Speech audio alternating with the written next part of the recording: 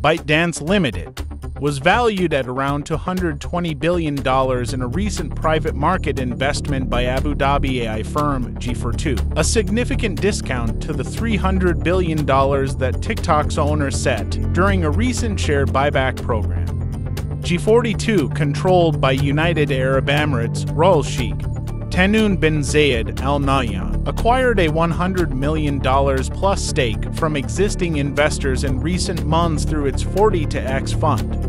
ByteDance, which gained a foothold in the US by buying TikTok's predecessor, is one of a handful of Chinese app developers to have hit the big time abroad.